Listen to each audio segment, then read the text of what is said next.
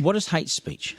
Well, I think actually the way it's been characterised, well, first thing, Duncan, we already have laws around extreme speech. Yep. So actually what we're saying is at the moment the laws apply to if you use this extreme speech to incite violence against groups of people based on race, based on ethnicity. That's hate. And that's really, and the way I'd say extreme, the threshold's really high. What we've just put out a discussion document to say is, does that need to be expanded to if you do the same thing to someone based on their religion? And of course, after March 15, that's a valid question, right? So you want to lower the bar a bit or just expand the bar or just widen it? We're expanding the group. It's not about lowering the threshold. So Just 5 months ago, she was barred from the UK for this stunt. I think this is one of the occasions that led to her banning in the UK. It is. It occurs in Luton. She's got a number of signs there and some posters, which are deeply offensive. I mean, I would be offended by them. Yeah, I find it offensive. I find it very... I'm offended. Is that hate speech? Yes, I think it is. It breaches not only the hostility and contempt provisions, but it's also causing public disorder. None of you answered my question. I'm afraid I've forgotten what the question was, but it was about the division between religion and ethnicity. So we have Section 61 of the Human Rights Act is the racial disharmony thing that we've been talking about. To go back to my original question, people who would say mean things about Muslims, for example, would say that they're not.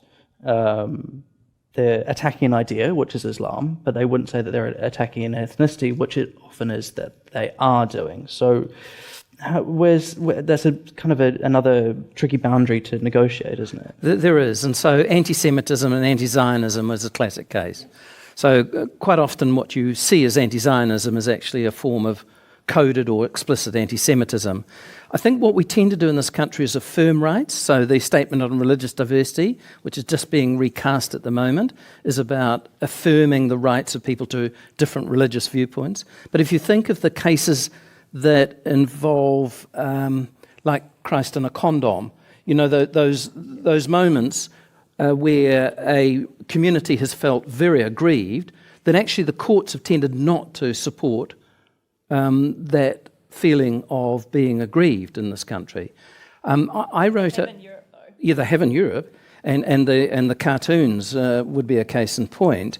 I wrote a paper for Cabinet a few years ago on social cohesion and what this country would need to consider at a senior level in terms of policy.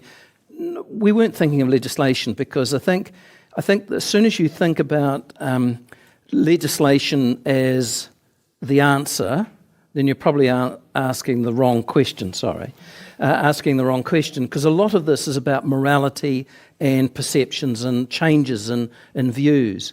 But what we tried to identify is, because we've become incredibly multicultural, particularly in the city in which we're located at the moment, what are the things that we should expect by way of what I would go back to as mana-enhancing conversations about what is permissible and what isn't. So genital mutilation, no. I mean, there's some areas where you'd want to say the use of cultural arguments about disciplining children. Depending upon what it was, probably not. But then what is permissible? And I think we have a rather naive view on how complex and where those lines are drawn in this country, and it's difficult to know. And I would respond to Tim's point before. It's difficult to know who draws those lines and how we adjudicate them, and I mean adjudicate in the broader sense. Yes.